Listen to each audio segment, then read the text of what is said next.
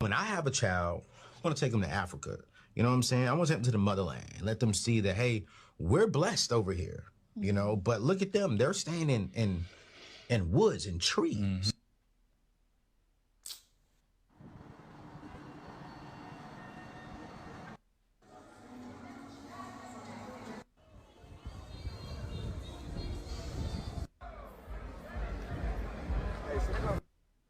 And woods and trees.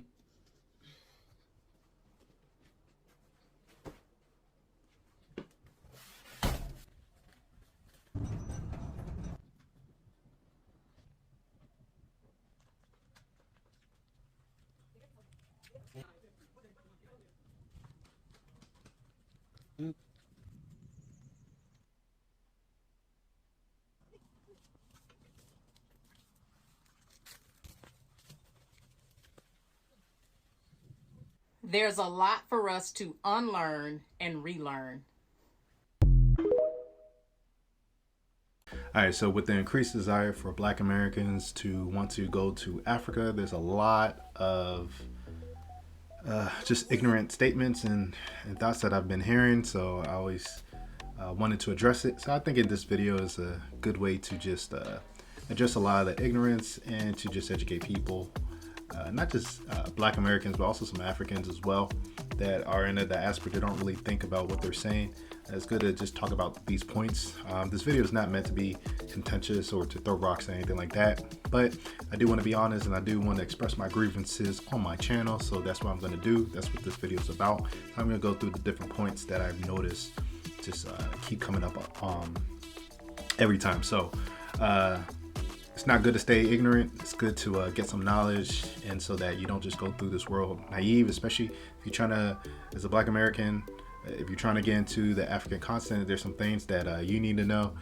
And yeah, so I'm going to get into all the points. So let's go.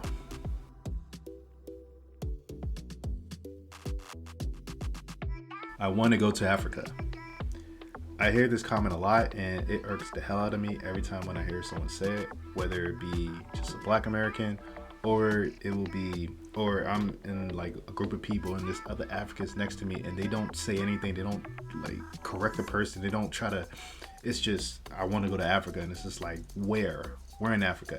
Now, the interesting thing is when I do come across some white people, or especially Europeans, they don't talk like that. They usually say which country they're trying to go to. So they're specific. But when it comes to just from my own observations, Black Americans say, okay, I want to go to Africa. I always say, okay, where? I'm like always like, I try to get them to specialize where, or specify where. And they usually just say South Africa, what's the other one? Egypt or Ghana. It's like the only one. So if you're one of those people, then please know, like, be specific. You will, like, okay, this is a way that can just make it simpler for you. This is how you can break it down. Break it down first by regions and then by countries. So there's 54 countries in Africa, which you could do 4 regions. So you got the northern 4 or 5. So you got northern Africa, so really the Arabic area.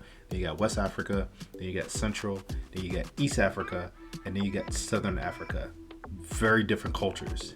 West Africa, East Africa, just very different cultures, not the same as far as just temperament and how we just go about life. So if you don't know which country, I mean, I would recommend that you try to learn more countries just in Africa so you can kind of get an idea of how diverse it is. But I mean, over 3,000 different ethnicities, ethnic tribes, over 1,500 different dialects. So I mean, it's very diverse. Start with the regions and then you could go down to the different countries. That's the better way. You sound more intelligent when you speak that way, rather than just speaking as if Africa is just one old big old landmass of the same people that just have dark skin. Like, no, it's very, very, very diverse. Start with that. You sound more intelligent.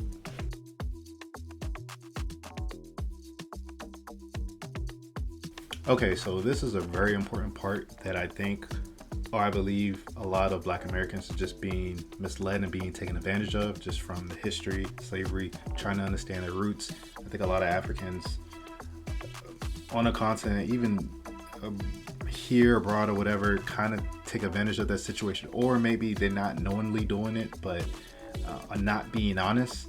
And it really comes with this whole when like Black Americans thinking that Africans see them as their brothers and sisters just because they have melanin.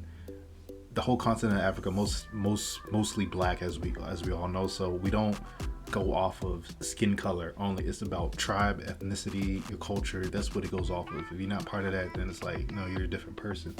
So it's like examples like a fifth cousin or something like that coming on your door. You never met them before, anything like that, and they knock on your door and say, hey, I'm part of you. I'm your family. I need a place to stay. Let me come in. Or just say, I'm family. Hey, I'm privy to whatever you have. You're going to look at them like they're crazy. So it's the same way when, as a Black American, you're going over to Africa and you're saying, okay, we're brothers and sisters and stuff like that. Like, no, they don't look at you the same. Maybe they're just trying to be friendly, or a lot of times they're just trying to be friendly. They're trying to be polite. They're like, oh, that's cool and stuff like that. But you can really tell if they think you're your family member, then just ask for land and see what happens. Because that's what really passing down land, property, anything like that, that's what family is for. And then you'll find out real quick, like, they don't look at you like that. So just Africans are just in general, like, they're not concerned about Black Americans, despite what you hear media and stuff like that. No, they're worrying about their own daily concerns and everything they have to go with their own lives. So they're not thinking about just anyone outside like that. It's not high on their priority list. There was some other points I wanted to make. So if you're gonna go over there as a Black American, you're gonna go over to Africa, just manage your expectations and just understand the world doesn't owe you understanding. Despite all you're going through and what you're trying to figure out, that's cool, that's winnable for you. Just know that it's not as important to other people, especially Africans that got their own problems they need to worry about. They ain't thinking about Black Americans. They ain't thinking about you like that. It is what it is. It's not about this rudeness things. That's just how humans are. We focus on our immediate needs, and that's the most important thing to us. And then other stuff comes secondary. So just keep that in mind. Manage your expectations. Then you pretty much be flying steady, flying good, and you won't really be tripped up over what some Africans say or any of that. Take things out of context and stuff like that.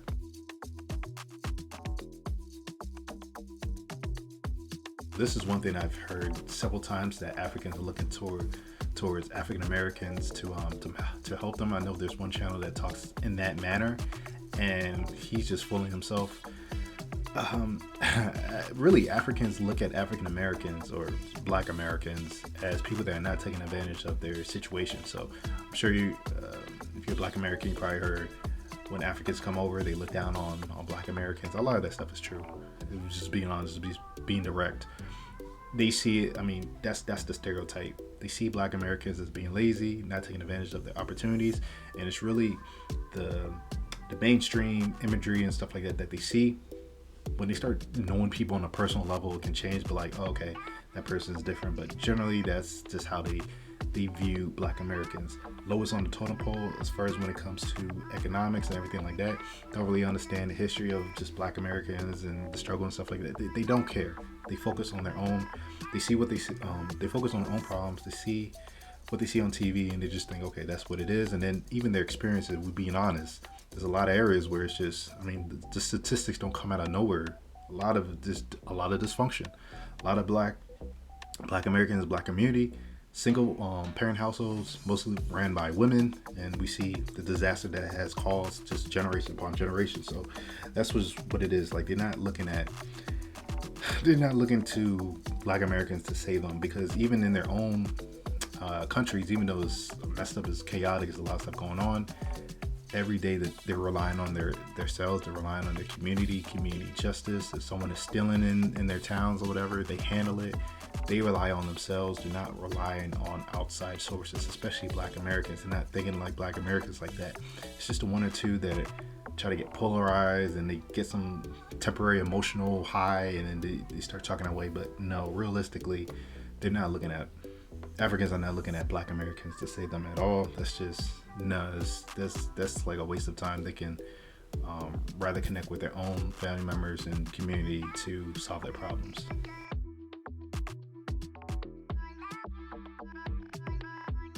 Okay, so there's still this perception of a lot of Black Americans just thinking that Africans live in huts and trees. You see, that's why I put that first clip in the beginning of this video of Anthony O'Neill talking about Africans living in trees, and then of course it's a TikTok. So, I mean, it was just the most ridiculous thing at this point in your life. You're still thinking like that, just like, man, you like one, I don't know, it was just ridiculous. But Africa is very diverse. Of course, you have your poor areas, but you also have your areas that are doing really good, the countries that are doing really good. Two, I will advise you to look into our Botswana and Rwanda. Botswana is really seen as the best governed country in Africa, and Rwanda, after its genocide, the genocide that happened in the 90s, they're doing actually very well. One of the best places to do business in, and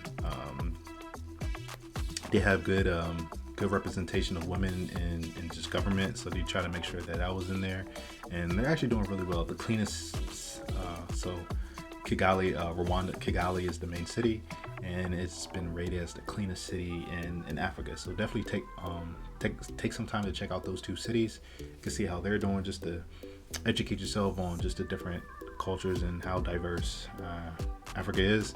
I'll also say you can check out these cities that are doing very well with modern infrastructure, like doing really well. So you got Johannesburg, South Africa, Cape Town, South Africa, Nairobi, Kenya, Lagos, Nigeria. Lagos is got some traffic, but it is what it is. I mean, it's still modern.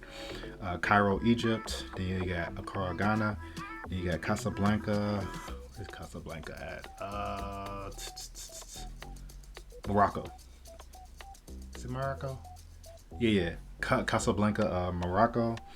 And then you got Durban, so that's South Africa, and Addis Ababa, Ethiopia. So definitely check out those countries if you want to see what they're, just the different cities that are very diverse and modern, their infrastructure, and they're doing very well. They're not poor. Not every country in Africa is desolate and don't have water or anything like that. So the imagery is, I mean, it's getting old. More people are starting to find out. I would say, once again, like I said before, start with regions, then go into the countries so you can get a better grasp of how diverse the landscape is.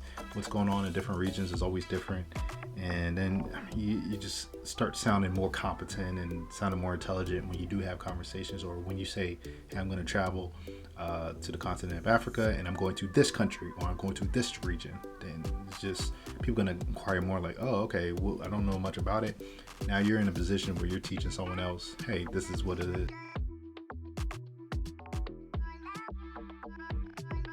So these are some tips for the ones that are looking to travel abroad and live in Africa. So I'm just going to give you some pointers. You don't have to take them, but it's just some wise words. First, don't go into Africa looking to find a job. You're just taking a good job away from a local, but realistically, you should be going into Africa, and I'm saying Africa, like anywhere in Africa, looking to provide jobs to other people. It's just because there's high risk, you get higher reward. It's kind of like, why are you going to go over to still a lot of developing countries to look for a job? It just doesn't make any sense. So look to create jobs. So that's one tip right there. And understand that just your American culture is inferior to the local culture. So just because you come from with more money and you have more advancement just living in America or the UK, doesn't mean that you think your culture is better. No, people are proud about who they are, what they have. This is their life. This is what they know. You got to respect it. Go into it like saying, hey, you're a guest, trying to be part of the community, maybe really get intertwined in the culture and build from there. But don't go into it looking as if you're up here and they're down here and you're like their god or something like that. Like, no, it's just terrible, and you're not gonna make good relationships like that. And this is, once again, this is like, you're always gonna be looked at as a guest. That's just the reality of it. They ain't gonna look at you as as their family member. It's just not realistic. It's not gonna happen. So you can manage those expectations. And of course, I mean, you can always have a situation where you really get close with somebody and it can be different, but in general, they're not looking at you as if you're their family member. So just have that in mind. And depending on what your interests are, like, just before you go there, just take multiple trips and spend at least 3 weeks over there. You want to really understand the landscape, how everything is, how people move, money, healthcare, okay, education, I guess if you have children that you're trying to bring, but really the healthcare, how fast you can get good service and all that other stuff, like the stuff that you don't really think about. Focus on that, and the political stability of the country and how long they've been peaceful. You want to keep all that in mind, but definitely take multiple trips before you consider making a big move like that.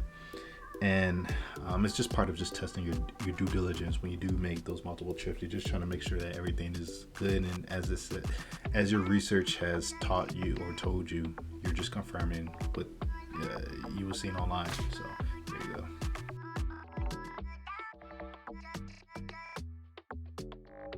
All right, so just to sum up the main points, so understand just how diverse Africa is. Focus on regions and countries. Manage your expectations. Don't go into it thinking that you're going to be the boss of everyone, or you're going to be telling people what to do, or people are looking to you for answers and solutions and you're going to save them. Like, no, you're just a normal person just going in. You have an interest in there. Do what you need to do. Make some relationships. Hey, build. Take your time to acclimate yourself to the culture, and then you're going to be fine.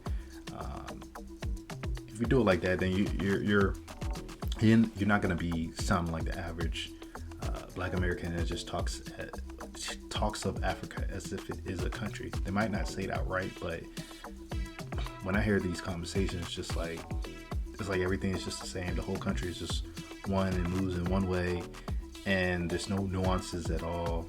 That just irks me. So, and then when you do come across someone that starts talking that way, at least with this video, you know, some more information, you could kind of tell them like, okay, you got to be aware of how you're talking, or is this region I'm going to go to, or whatever. And now you're looking like an authority figure on this topic, and people are going to respect you for it. Build up some self-confidence. So those are the points that you just want to keep in mind when you're looking to relocate, or you just want to be more knowledgeable about Africa, or to have a realistic expectation.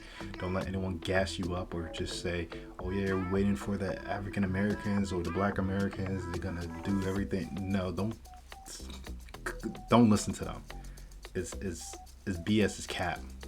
The majority of Africans are thinking about themselves and their own problems and how they can move up. And then really, if they're going to be looking to anyone outside of Africa to help them, it's going to be the diaspora, their families abroad. That's what they're going to be looking towards, not Americans or Black Americans, or UK is a bit different, but yeah. So just keep those points in mind.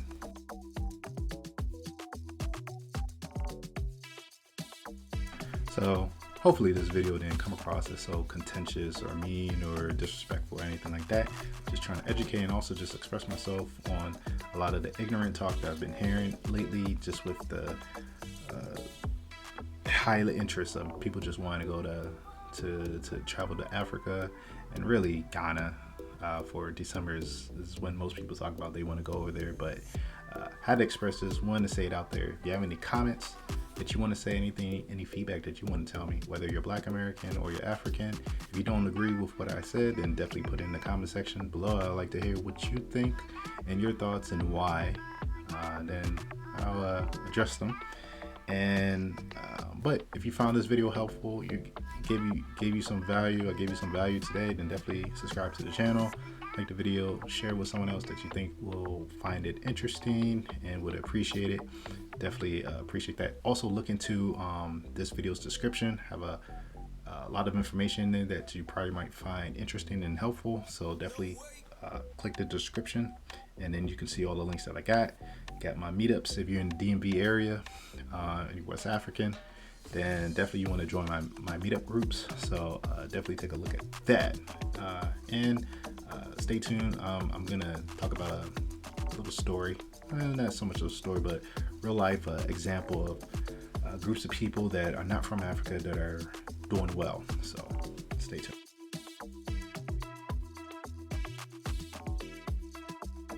Okay, so we already know that a lot of Asian people come over to Africa, set up businesses, but there's also a lot of Lebanese people in West Africa. So both of them are in West Africa. Then you got some Indians as well.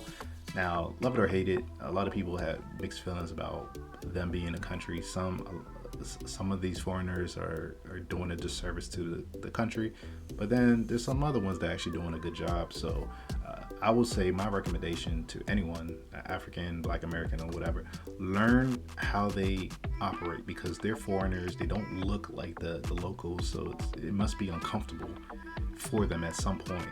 But they're thriving, they're doing well. A lot of them are doing well. Just learn how they go about themselves. Learn how they do things. If you can have a relationship with them, talk to them or whatever, instead of just looking down or just making snide remarks. Actually talk to some of these people. They might be open and friendly. I mean, not always, but hey, you never know. Just talk to them and see what they're about, and then you can learn something, pick up some tips, some skills, and then they might even put you on. Who knows? So I will say because I've come across Lebanese businesses, I come across Chinese businesses. They were fine. They definitely invested in their building. It was easy to tell. The way they did their operations was a lot more. It's more of a universal standard as far as their venue, as opposed to the locals. Well, I mean, and I'm sure they have more capital, obviously, but I can always tell the difference. So just learn from what they're doing and how they stayed in business. They're doing something right, that they're still there. So that's my those are some examples that you can take. And if you're making a move over to just African content, just learn from the other foreigners that are there, whether it be white, Indian, who cares? Like, if they're doing a good thing and the locals like them there, then hey, learn from them, because they were there before you. There's a lot that you can pick up from them. So I'll see you all in the next video.